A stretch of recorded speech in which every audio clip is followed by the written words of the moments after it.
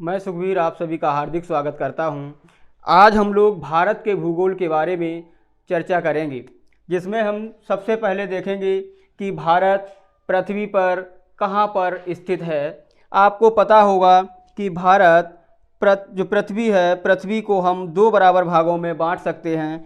उसके बाद पृथ्वी के जो उत्तर में जो हिस्सा दिखाई दे रहा है, इसे हम लोग उत्तरी गोलार्ध बोलते हैं, और उसके बाद में जो दक्षिण में हिस्सा दिखाई दे रहा है, इसे हम दक्षिणी गोलार्ध के नाम से जानते हैं। और उत्तरी गोलार्ध और दक्षिणी गोलार्ध को दो बराबर भागों में बांटने वाली रेखा को हम 0 डिग्री अक्षांश रेखा या भूमध्य रेखा के नाम से जानते हैं।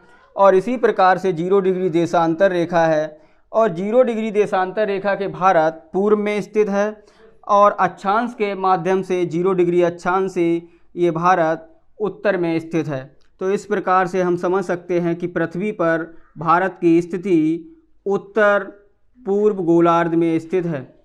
तो हम आसानी से इस बात को जवाब दे सकते हैं कि भारत की स्थिति उत्तरी पूर्वी गोलार्ध में स्थित है। और इसी भारत के बारे में हम लोग चर्चा करने जा रहे हैं, जिसमें हम भारत के उत्तर और पश्चिम में ये देश दिखाई दे रहा है, ये पाकिस्तान है, और इसके ऊपर साइड में जो देश दिख रहा है ये अफ़गानिस्तान है, और जस्ट उत्तर पूर्व में चाइना है। ये स्थिति जो दिख रही है ये भूटान है, और यहाँ पे ये नेपाल देश है। ये पड़ोसी देश हैं भारत के। और यहाँ पे आपका ये बांग्लादेश है, और इस साइड में ये म्यांमार है। और ये जो दिख रहे हैं पॉइंट, ये आपके अंडमान निकोबार है, और ये जो है ये लक्षद्वीप है। इसके बाद में हम भारत के सबसे पहले हम मुख्य बिंदुओं पर चर्चा करते हैं कि भारत के कुछ मुख्य बिंदु हैं। जैसे ये क्वेश्चन आता है कि भारत की भौगोलिक स्थिति कैसी है, तो हम कह सकते हैं कि जो भारत का आकार है वो एक चतुष्कोणीय श्रृंखला में है। अर्थात अगर समझने का प्रयास करें तो एक एकदम इस तरह से चतुर्भुज टाइप का बनता है। तो हम कह सकते हैं कि जो भारत की स्थिति है वो एक चतुष्कोणीय है। तो सबसे पहला क्वेश्चन हो गया। दूसरी बात हम करते हैं कि जो भारत है वो पूर्व से और पश्चिम के बीच में भारत का विस्तार कितना है।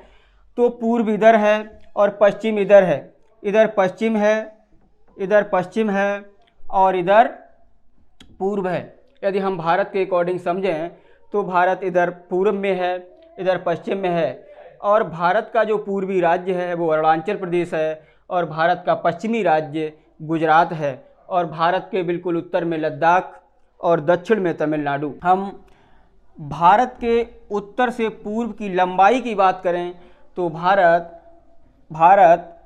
पूर्व से पश्चिम तक भारत का जो विस्तार है वो 2933 किलोमीटर अर्थात 2933 किलोमीटर की लंबाई भारत की पूर्व से पश्चिम तक है।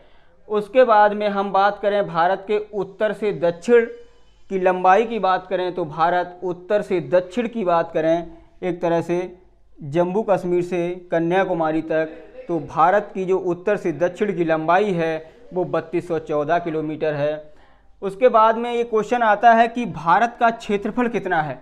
तो भारत का पूरा क्षेत्रफल जो है वो 32,87,263 वर्ग किलोमीटर है, या हम कह सकते हैं कभी कभी ऐसे भी क्वेश्चन आ जाता है कि 32.8 लाख वर्ग किलोमीटर, 32.8 लाख वर्ग किलोमीटर।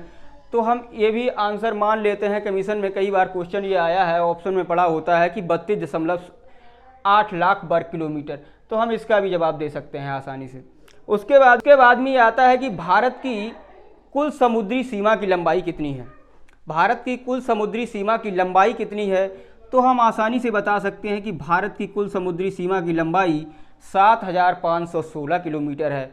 7516 किलोमीटर है, अर्थात हम समझ सकते हैं कि हमारे भारत की जो समुद्री सीमा है वो गुजरात से होते हुए गुजरात, महाराष्ट्र, गोवा, कर्नाटक, केरल, तमिलनाडु होते हुए आंध्रा और उड़ीसा और पश्चिम बंगाल तक सीमा लगती है। उसके बाद में हम कहें कि इधर अंडमान निकोबार है और इधर लक्षद्वीप है, तो ये भी भारत की समुद्री सीमा के अंतर्गत आता है।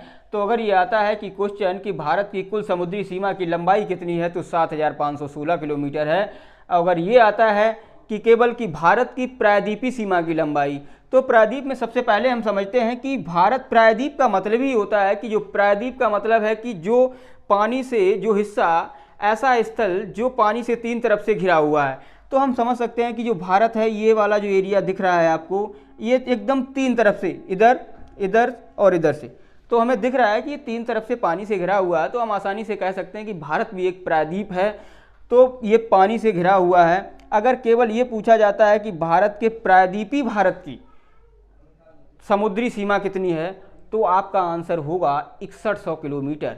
और जब हम इनको भी जोड़ लेते हैं तो हो जाता है कुल समुद्री सीमा। ये चीज़ हो गई।